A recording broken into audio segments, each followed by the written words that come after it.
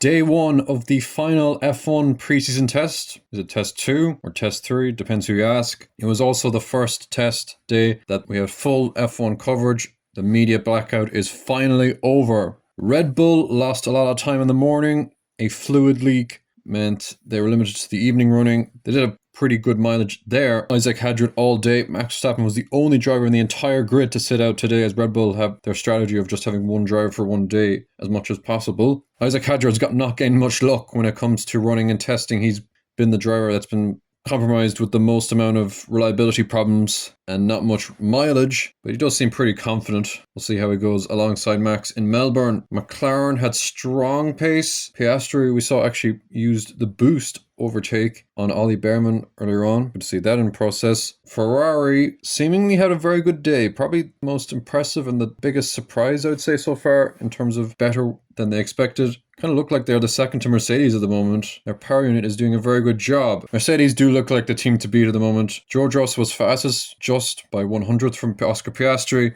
but they complete a lot of mileage, and I suspect they are doing a bit of sandbagging, perhaps around that new power unit rule, which was also changed today. Aston Martin, another difficult day. Lance Stroll crashed in the evening, locking up or perhaps getting caught out by the active aero, underbraking at the end of a straight, and was caught in the gravel, lost some time, and every time it seems like an Aston Martin was on TV, they were locking up. Audi were the fastest team in the speed trap, and that's the only thing they're fastest in. It's been a difficult test for them. The car just looks terrible to drive every time I see them on board. Not as bad as the Cadillac though. That car just looks hopeless, but they are making progress. They've pretty much been the worst team in terms of speed and mileage, and that is real, I think, at this stage, and they're going to have both cars out in Q1.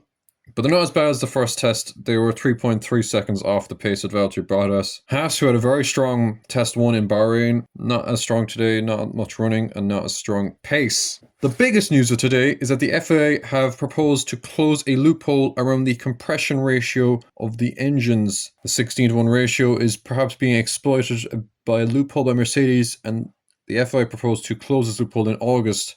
But that would still give Mercedes 13 of 24 races with a perhaps much superior engine, it seems. At the end of the day, we actually had a proper race start for once, instead of whatever was going on the first week. I know it was not real racing, but nice to see all the cars starting up on the grid. And this today seems a lot more reliable than the first two tests. There's still a lot of rough edges all around, a lot of locking up, and just looking at the cars so far, they don't look a lot of fun to drive.